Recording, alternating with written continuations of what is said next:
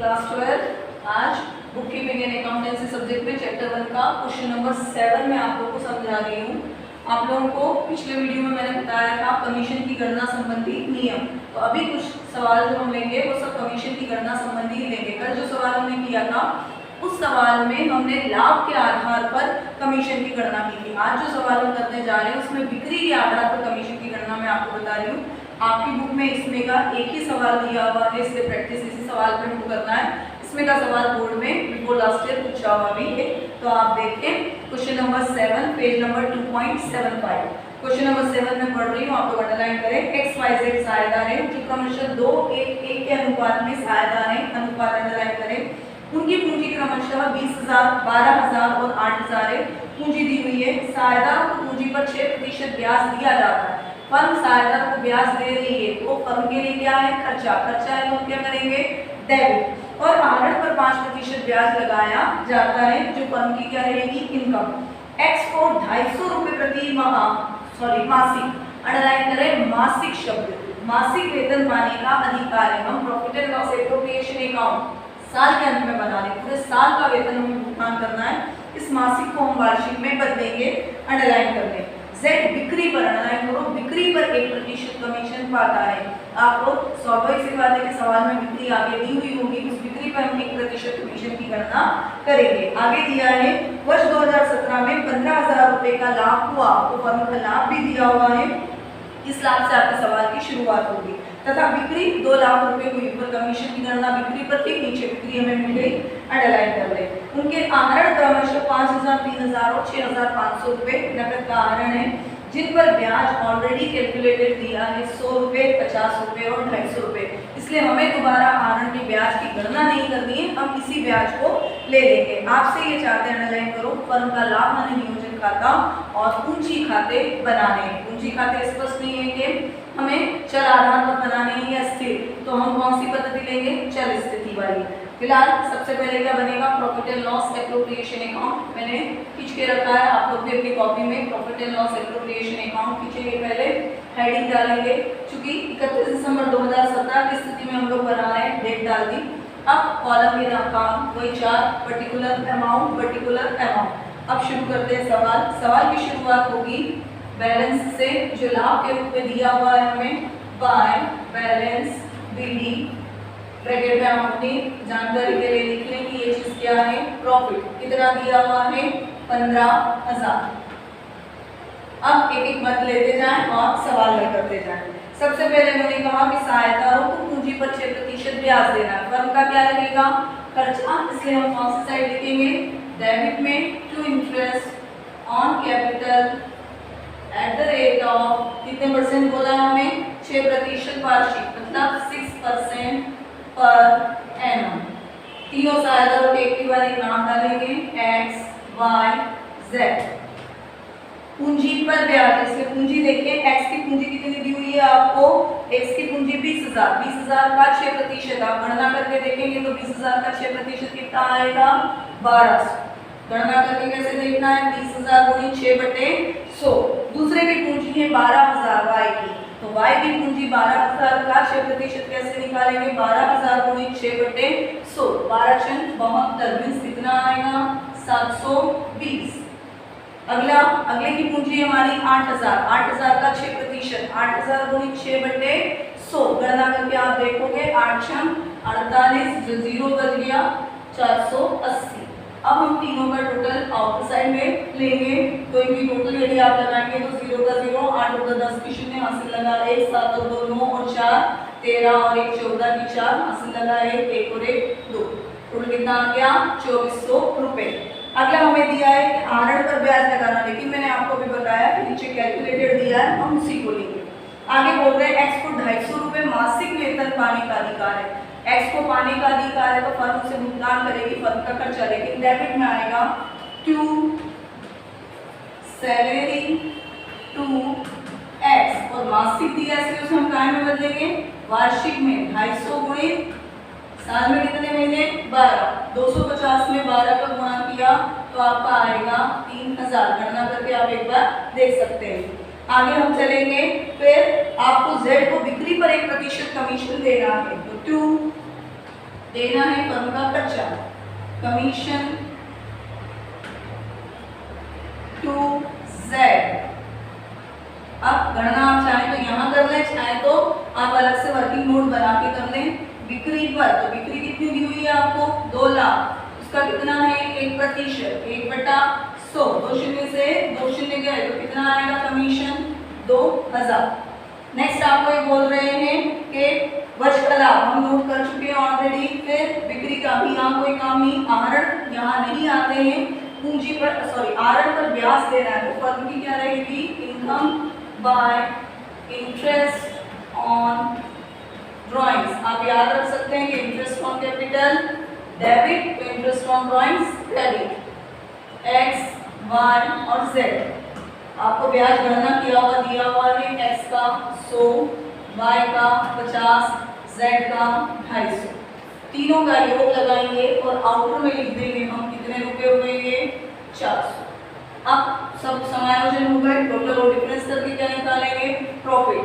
कौन सी साइड ज्यादा दिख रही है, क्रेडिट ज्यादा है और डेबिट में कमी, 3 और 2 5 और 2 7400, क्रेडिट में है 15400। तो क्रेडिट के हिसाब से हम टोटल लगाएंगे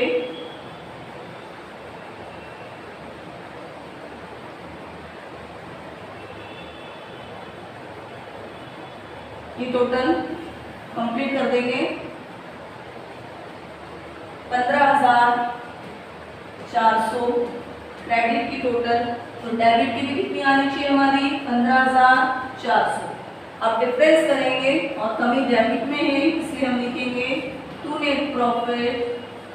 डिफरेंस किस रूप में आएगा प्रॉफिट के रूप में, क्योंकि क्रेडिट ज्यादा है एक्स, वाई और जेड। अब ब्रैकेट में क्या डालेंगे इनके अनुपात, अनुपात दिया है 2 1 और 1, तो इनको जोड़ें 2 और 1 3 और 1 4।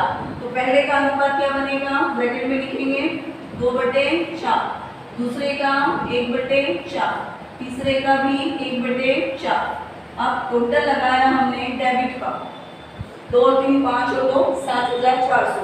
15400 में से 7400 को क्या करोगे माइनस, तो डिफरेंस सामने दिख रहा है 0 का 0 0 का 0, 4 में से 4 गया 0, 15 में से 7 गया तो 8000। अब हमें बांटना कितने अनुपात में है 2/4, 1/4 और 1/4। कॉमन क्या है 4 से इसको काटा, 4 दूनी 8, कितना आया 2000। इस 2000 को पहले के लिए 2 से गुणा, दूसरे के लिए 1 से और तीसरे के लिए भी 1 से गुणा करेंगे, तो 2 दूनी 4000 एक्स का, फिर 2 एकम 2, दूसरे का 2000, तीसरे का भी 2000, ये तीनों में हमने बांट दिया, डिफरेंस निकल गया हमारा और टोटल हो गई इसकी 8000 जो आउटर में। ये हमारा प्रॉफिट डिस्ट्रीब्यूशन हो गया। पहला पार्ट इसका पूछा था इन्होंने profit and loss appropriation account. दूसरे हिस्सों में इन्होंने पूछा है पार्टनर्स कैपिटल अकाउंट, जो इसके आधार पर बड़ी जल्दी से हमें बन जाएगा। आप ये बनाकर रख लेंगे तो प्रॉफिट एंड लॉस एप्रोप्रिएशन के बाद कैपिटल अकाउंट बनाना ज्यादा कठिन नहीं होगा। आपकी बार कैपिटल अकाउंट किस स्थिति में पूछे हमसे, कोई निर्देश नहीं है तो हम ये मानेंगे कि पूंजी हमारी चल या परिवर्तनशील है और परिवर्तनशील आधार पर ही हम इसे गणना करेंगे। पहले आप कैपिटल अकाउंट खींच लें। हमारे पास 3 सहायकदार हैं, तो डेबिट में भी 3 कॉलम यहीं तक खींच रही हूँ मैं, और क्रेडिट में भी अमाउंट के 3 कॉलम।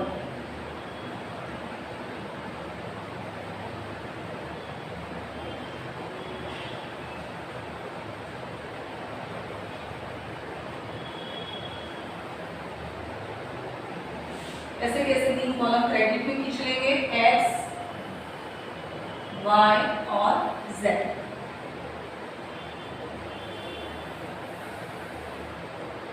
आगे की heading partners capital account. Debit column particular, सहायक के नाम एक्स, वाई और जेड। क्रेडिट में भी पर्टिकुलर एक्स, वाई और जेड, ये हमारी क्रेडिट साइड। चलिए कैपिटल अकाउंट की शुरुआत कैसे होती है बैलेंस से। कैपिटल अकाउंट का बैलेंस ऑलवेज क्रेडिट, इसलिए क्रेडिट साइड से शुरू करेंगे by balance b. Capital account में बैलेंस के रूप में क्या आएगी कैपिटल, तो कैपिटल देखिए दी हुई है यहाँ पर XYZ की 20,000, 12,000 और 8,000 कॉलम में है, हर एक के कॉलम में उसकी पूंजी को आप लिख देंगे। अब आप किताब के पहले profit and loss appropriation account पर ध्यान दें, आप लोग के पास बना हुआ है, आप उसमें देखें। डेबिट में आपने लिखा है वहां पर to interest on capital, fund का खर्चा था साइड की इनकम, इसलिए कौन से साइड आ जाएगा यहाँ, credit side, bye interest on capital. X का कितना निकाला था हमने, आप लोगों ने निकाल रखा एक्स का 1200, y का 720 और z का 480, ये वही प्रॉफिट एंड लॉस से हमने लिया है। नेक्स्ट आइटम डेबिट में आपने लिखा है टू सैलरी टू x, तो यहाँ पर क्रेडिट में आएगा बाय सैलरी, वहाँ आप दे रहे हैं या सहायता तो प्राप्त हो रहा है इसलिए क्रेडिट, वहाँ आपने लिखी है 3,000, वो x के कॉलम में y और z का उससे कोई लेना देना नहीं इसलिए डैश। फिर आपने लिखा है टू कमीशन टू z, वहाँ लिखा है डेबिट में क्योंकि दे रहे हैं, यहाँ मिल रहा है इसलिए क्रेडिट में इनकम है बाय कमीशन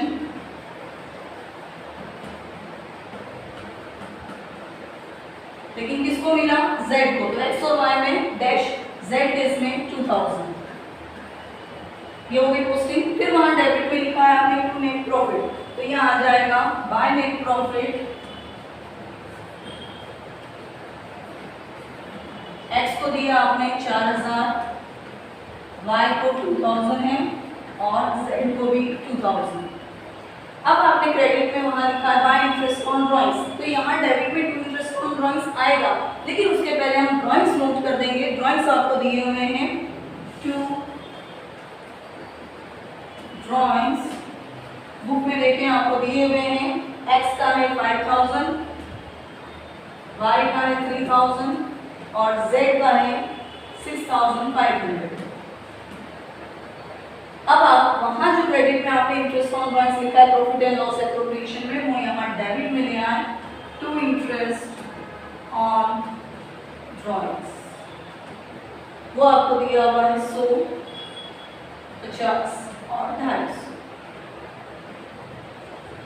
अब आप एक बार बुक में पढ़ लें कि कोई पद आपकी छुट्टी होने की, सबसे पहले आपको पूंजी दी हुई है, नोट हो गई, पूंजी का ब्याज नोट हो गया, फिर आहरण का ब्याज ये नोट हो गया, सहायदारों को वेतन देना था वेतन लिख दिया, कमीशन का बोला कमीशन लिख दिया, आगे आहरण दिए वो भी नोट हो गए, सब कंप्लीट हो गया। टोटल और डिफरेंस, सामान्यतः कैपिटल अकाउंट ऑलवेज कौन सी साइड ज़्यादा आएगी, क्रेडिट, तो क्रेडिट के हिसाब से हम टोटल लगा देंगे।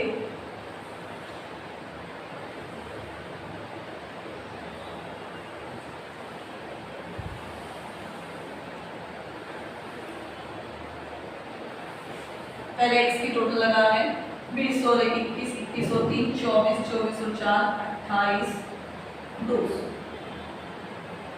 डेबिट में भी 28, 200। अब 12 और 2 14,720, ये y की 14,720, z की 8 और 2 10 और 2 12,480, इधर भी 12,480। अब आप डिफरेंस निकालेंगे, डेबिट के टोटल में से माइनस करते जाएंगे, तो टू बैलेंस CD 28 200 में से 5 गए तो 23 100, फिर 14 में से 3 गए तो 11 और 720 में से हम 50 को और माइनस कर देंगे तो 11 670, 12,480 में से 6,500 को हम माइनस करेंगे तो 12 में से 6 गए कितने बचे 6। अब 6,000 में से 400 में से ये चले गए 100 और माइनस कर दिए तो हमारे पास कितने बचे 5,900। 5,900 में से ये और माइनस कर देंगे। आप एक साथ यहाँ पर इस प्रकार से भी घटा सकते हैं। टोटल लेके 0 का 0, 8 में से 5 गया 3, फिर 14 में से 7 गए तो 7 और इधर 12 में से नहीं 11 में से 6 गए तो 5,730। ये आपके डिफरेंस ठीक है। कॉपी में नोट करें, इसका PDF भी मैं आपको भेज दूँगी।